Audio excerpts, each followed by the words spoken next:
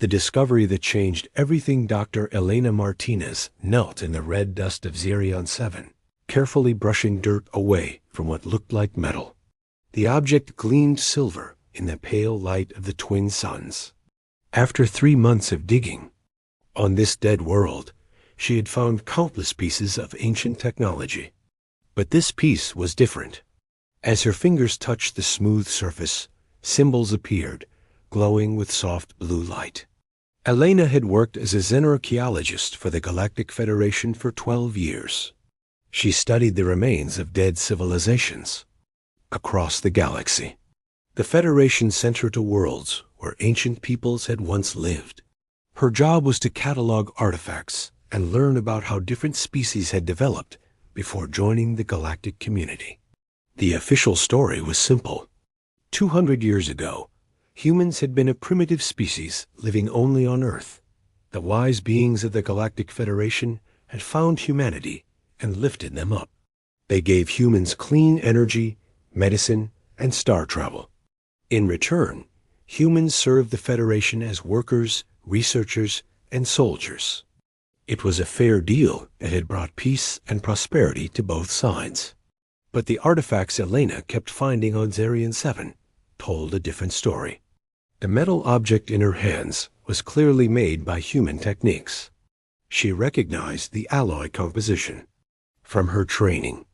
The symbols that glowed on its surface were ancient human writing, older than any language she had studied. According to Federation records, humans had never been to this planet before the official contact. Yet here was proof that humans had not only visited Zerion 7, but had built cities here thousands of years ago. Elena stood up and looked around the excavation site. Her team had uncovered the remains of a massive city that stretched for kilometers in every direction. The architecture was unmistakably human in design. Wide streets built for human-sized vehicles. Buildings with proportions that matched human preferences. Even the decorative elements carved into stone walls showed human artistic styles. Commander Jake Sullivan approached from the camp perimeter. He was the security chief for their expedition, a tall man with gray hair and careful eyes. Jake had served in the Federation military for 20 years before taking this assignment. Elena trusted him more than anyone else on the team.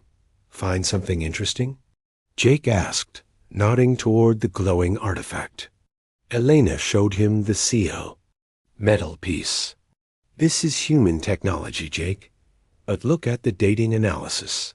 She pulled out her scanner and showed him the readings. This artifact is 8,000 years old. Jake frowned as he studied the numbers. That can't be right. Humans didn't have this kind of technology 8,000 years ago. We were still using stone tools on Earth. That's what the Federation teaches us, Elena said quietly. But what if they're wrong? What if humans had advanced technology long before official contact? Before Jake could respond, they heard the sound of approaching aircraft. 3 Federation shuttles were descending toward their camp. Elena felt her stomach tighten with worry. No one had told her to expect visitors. The shuttles landed in a cloud of red dust. Dr. Castherin emerged from the lead craft, followed by a squad of Federation security troops. Cass was a Veltar, one of the species that had founded the Federation 3,000 years ago. His tall, thin frame and pale blue skin made him stand out among the human research team. Elena had worked with Cass before on other archaeological projects. He was usually calm and professional, but today something was different. His large dark eyes kept scanning the excavation site with what looked like anxiety. Dr. Martinez, Cass said in his careful, accented English. I have come to conduct an immediate review of your findings here. Elena tried to keep her voice steady. Of course, Dr. Theron. We've made some fascinating discoveries about the civilization that once lived on this world. Cass walked over to examine the ruins her team had uncovered. For just a moment, Elena saw something that looked like fear cross his face. Then his usual calm expression returned. These ruins present a biological hazard, Cass said suddenly. My analysis shows dangerous contamination that could harm human health. You must stop all excavation immediately and prepare your data for Federation review. Elena stared at him in shock. In 12 years of archaeological work, she had never encountered biological hazards in stone ruins that had been dead for thousands of years. What kind of contamination? I haven't detected anything dangerous in our scans. That information is classified at Federation Level 7, Cass replied. Pack all equipment and prepare for immediate departure. As Cass walked away to inspect other parts of the site, Elena caught Jake's eye. He looked as confused and worried as she felt. Something was very wrong here. The Federation was trying to hide something about these ruins. That evening, Elena sat in her research tent and stared at the glowing artifact. She had hidden it from Cass and his security team. Something told her that the Federation did not want humans to see what she had found. Elena opened her personal communication device and composed a message to Lieutenant Maya Chun. Maya worked at a Federation research station 3 sectors away, studying human historical records. If anyone could help Elena understand what she had discovered, it would be Maya. Maya, Elena typed, I found something that doesn't match the official timeline. Can you check the historical archives for any mention of human space travel before Federation contact? I know it sounds impossible, but I need to be sure. Elena sent the message using her personal encrypted channel, not the official Federation communication system. Every instinct told her to keep her questions private. 3 days later, Maya's response arrived. Elena read it with growing excitement and fear. Elena, Maya had written, You're not going to believe what I found. I've been digging through the deepest levels of the Federation archives. There are thousands of files about human civilization that predate official contact by thousands of years. Someone has marked all of these files as data errors or irrelevant information, but they're still there if you know how to look. The message continued with details that made Elena's hands shake. Human genetic markers found on dozens of worlds, all predating known colonization.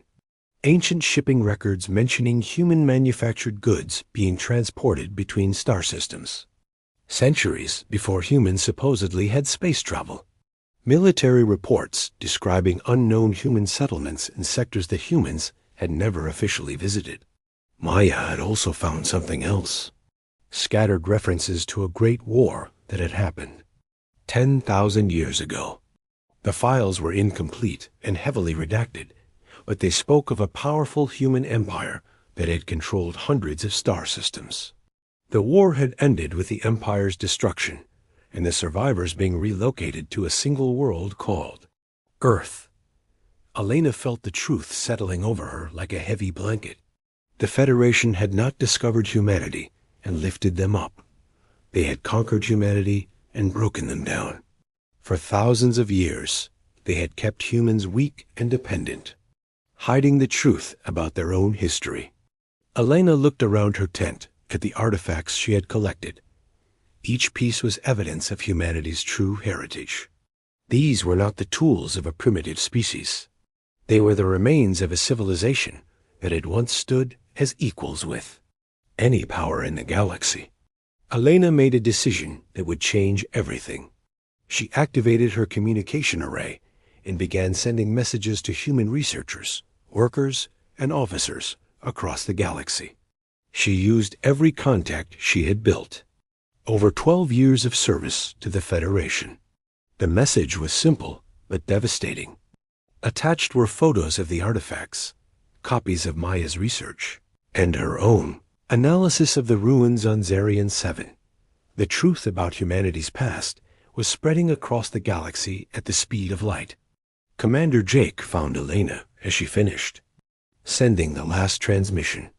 The Federation security teams are asking questions about your communication usage, he said quietly. I think they suspect something. Elena looked at him steadily. Jake, What would you do if you found out that everything you believed about human history was a lie? Jake was quiet for a long moment. Then he said, I'd want to know the whole truth. Elena handed him a datapad containing copies of everything she had discovered. Then you need to see this. And you need to help me make sure other humans see it too. As Jake read through the files, Elena watched his expression change from confusion to anger to determination. When he finished, he looked up at her with fire in his eyes.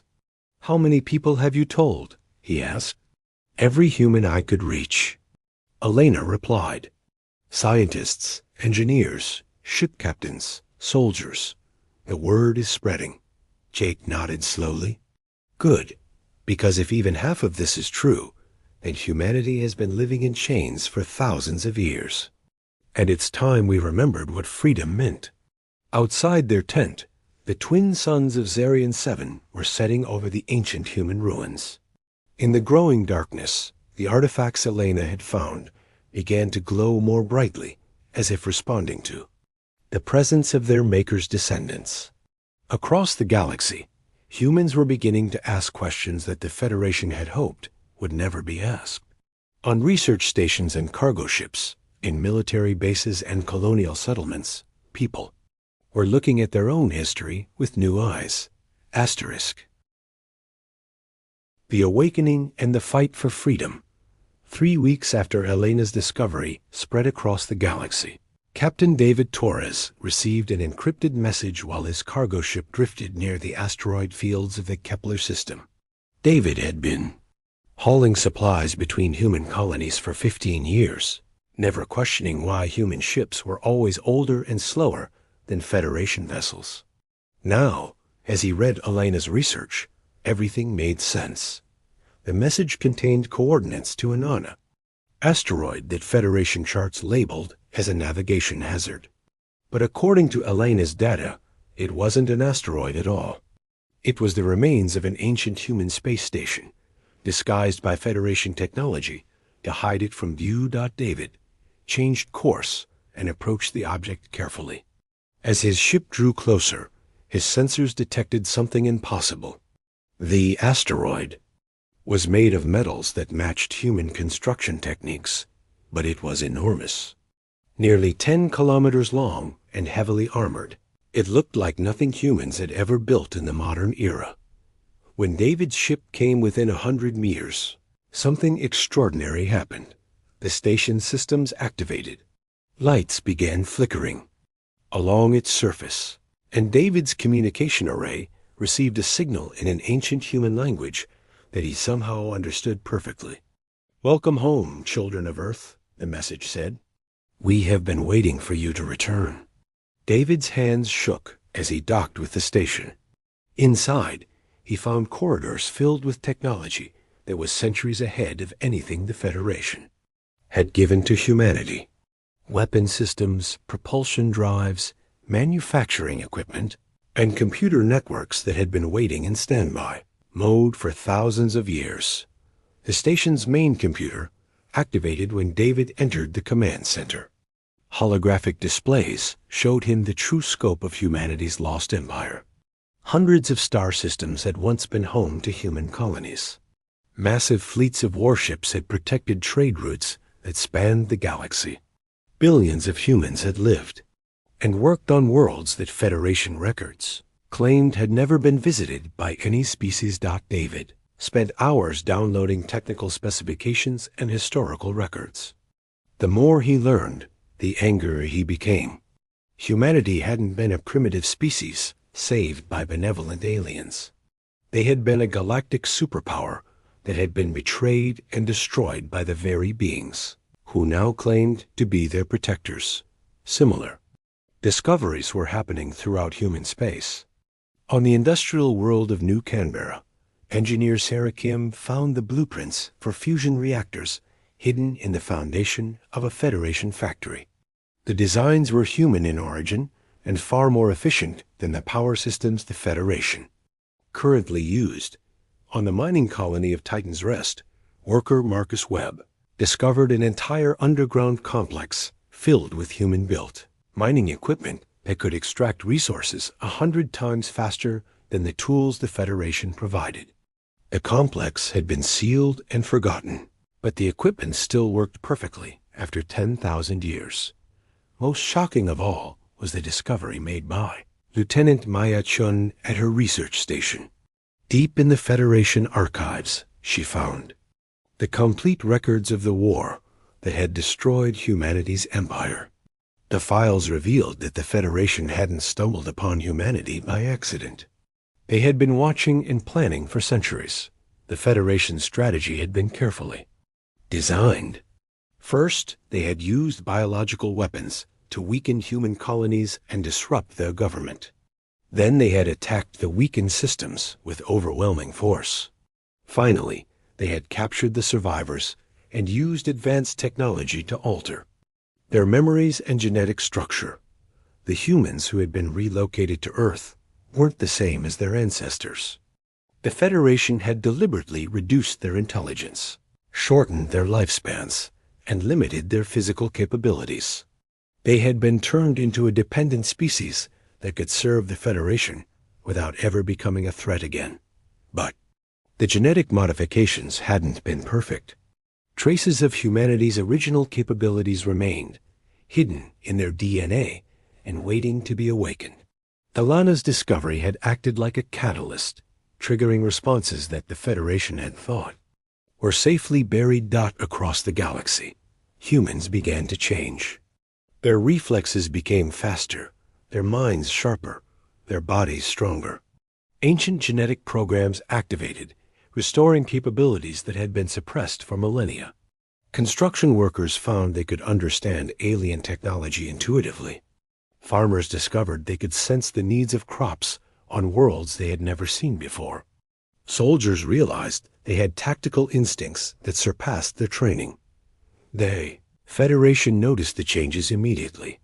Dr. Cass Theron sent urgent reports to the Federation Council, warning that the humans were becoming unstable and potentially dangerous.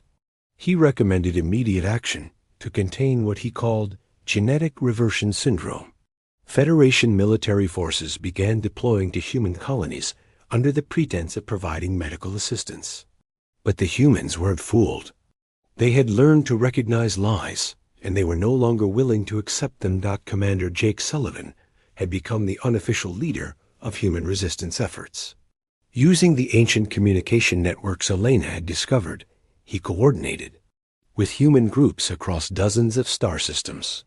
Former Federation soldiers, engineers, scientists, and workers joined together in an alliance that stretched across the galaxy. The first major confrontation came at the research station where Maya Chun worked. A Federation battle fleet arrived to evacuate the human staff and confiscate their research. But the humans were ready. Maya had spent weeks studying the technical specifications David had downloaded from the ancient station. Working with a team of human engineers, she had retrofitted the research station's systems with technology based on the old designs.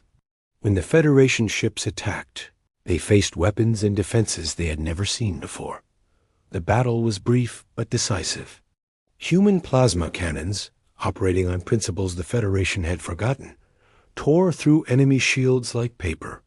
Human defensive fields, powered by fusion reactors that shouldn't have existed, absorbed the Federation's most powerful weapons without strained out in 15 minutes. An entire Federation battle fleet was either destroyed or fleeing. The humans had won their first victory in 10,000 years. News of the battle spread through human space like wildfire. On every world where humans lived, Federation authorities found themselves facing populations that were no longer afraid. The genetic locks that had kept humanity docile were breaking down, and the descendants of a warrior race were remembering their heritage. The Federation Council met in emergency session to discuss what they called the human problem. Some members argued for negotiation and compromise. Others demanded immediate military action to crush the rebellion before it could spread further. The debate ended when Admiral Velkan Supreme Commander of Federation Forces, presented his analysis of recent events. The humans, he reported, were not simply rebelling against Federation authority. They were systematically recovering their lost technology and capabilities. If the trend continued, humanity would soon be strong enough to challenge the Federation's dominance over the entire galaxy. The Council voted for war. Elena Martinez stood on the bridge of the starship Defiance, watching as Federation fleets moved toward human space. The Defiance had been built in secret over the past month, using blueprints recovered from ancient human archives. It was larger and more powerful than any ship humanity had operated in centuries. But Elena knew it was just the beginning. All around her, human colonies were coming online with weapons and defenses that had been hidden for millennia. Ancient manufacturing facilities were producing new ships at an incredible rate. Human scientists were adapting recovered technology to create systems that surpassed anything the Federation could deploy. Most importantly, humanity itself was changing. The fear and dependence that had defined their relationship with the Federation was disappearing. In its place was something that made Elena's heart soar with pride, determination, courage, the unshakable belief that freedom was worth any price. The final battle took place in the Centaur I system, where Earth's government had officially been located for 2 centuries. A massive Federation armada, led by Admiral Velcon himself, moved to destroy the human homeworld and end the rebellion once and for all. They were met by a human fleet that seemed to appear from nowhere. Ships that the Federation databases didn't recognize, using weapons that violated the known laws of physics, commanded by humans who fought with a skill and ferocity that no one had seen for 10,000 years. Elena watched from the command center. As human fighters danced between Federation capital ships, their pilots executing maneuvers that should have been impossible. Human boarding parties stormed enemy vessels with a precision that spoke of genetic memories. Awakening after millennia of sleep, the battle raged for 3 days. When it was over, the Federation fleet was in ruins. Admiral Velkin's flagship drifted powerless in space, its crew preparing to abandon ship. The humans had not just won a battle. They had announced their return to the galactic stage as a power that could not be ignored or controlled. Elena opened a communication channel that broadcast to every human world and every Federation system. Her voice carried across the galaxy as she spoke words that had been waiting 10,000 years to be said. To all humans wherever you may be, you are free. The chains that bound us are broken. The lies that diminished us are exposed. We are the children of stars, the builders of worlds, the inheritors of an empire that spans the galaxy. She paused, looking out at the debris of the Federation fleet. To our former masters in the Federation, know this. We do not seek conquest or revenge. We seek only what was always ours by right. The freedom to determine our own destiny. The right to explore and build and dream without limits. Elena's words reached billions of humans across hundreds of worlds. On every planet where humanity lived, people looked up at the stars with new eyes. They were no longer subjects or servants. They were citizens of a reborn human civilization that would take its place among the greatest powers the galaxy had ever known. The Federation Council, meeting in emergency session once again, faced a choice they had hoped never to make. They could continue fighting a war they could not win, or they could negotiate with humans as equals for the first time in 10,000 years. The age of human servitude was over. The chains had been broken. And in the vast darkness between the stars, humanity's voice rang out clear and strong, proclaiming to the galaxy that freedom had returned to the children of Earth.